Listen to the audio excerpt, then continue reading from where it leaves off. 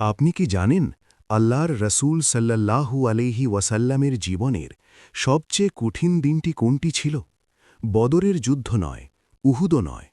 স্বয়ং রসূল সাল্লাল্লাহু আলাইহি ওয়াসাল্লাম বলেছিলেন, তায়েফের সেই দিনটি ছিল তার জীবনের সবচেয়ে ভয়াবহ দিন। যেদিন পাথরের আঘাতে তার পবিত্র শরীর রক্তাক্ত হয়েছিল, কিন্তু তার হাত উঠেছিল অভিশাপ দিতে নয়, বরং দোয়া করতে। আজকের ভিডিওতে আমরা জানব ধৈর্যের সেই অসামান্য ইতিহাস। ভিডিওটি শেষ পর্যন্ত দেখুন, কারণ শেষে আপনার জন্য রয়েছে জীবনের এক বড় শিক্ষা। নবুয়তের ১০ম বছর। ইসলামের ইতিহাসে একে বলা হয় আমুল হুজন বা দুঃখের বছর। নবীজি তার সবচেয়ে বড় দুই আশ্রয়দাতা চাচা আবু তালিব এবং প্রিয়তমা স্ত্রী খাদিজা রাদিয়াল্লাহু আনহাকে হারালেন। মক্কার কাফেরদের অত্যাচার সীমাহীন হয়ে উঠল।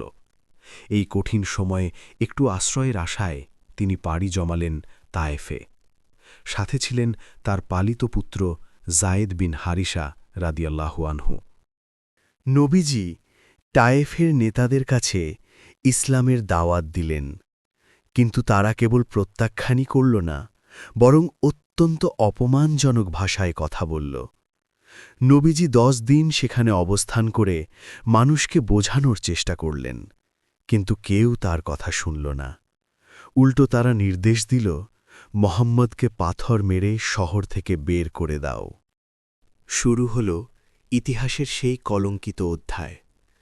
তায়েফের রাস্তার দুপাশে বখাটে যুবকেরা সারিবদ্ধভাবে দাঁড়িয়ে গেল। নবীজি যখন সেখান দিয়ে যাচ্ছিলেন, তারা বৃষ্টির মতো পাথর ছুঁড়তে শুরু করল। পাথরের আঘাতে রসূলুল্লাহ সাল্লাল্লাহু আলাইহি ওয়াসাল্লামের শরীর মোবারক ক্ষতবিক্ষত হয়ে গেল।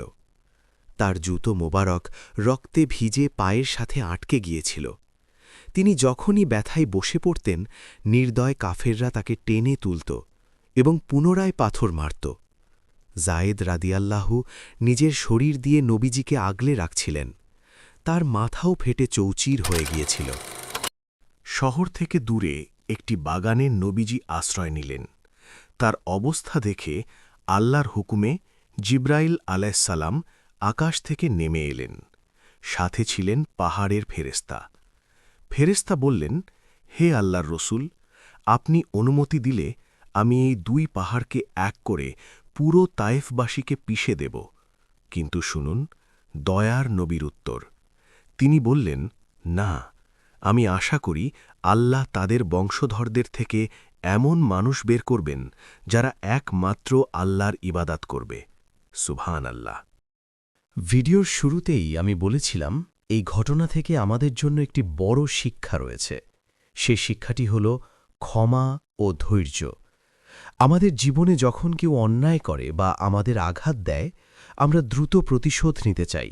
কিন্তু নবীজি শিখিয়েছেন, যারা আজ আপনার শত্রু, কাল তারা বা তাদের সন্তান আপনার বন্ধু হতে পারে। তাই মানুষের ওপর রাগ না করে তাদের হেদায়েতের জন্য দোয়া করাটাই হল প্রকৃত মুমিনের কাজ। তায়েফের সেই মানুষগুলোই কিন্তু পরবর্তীতে ইসলামের সবচেয়ে বড় সেবক হয়েছিল।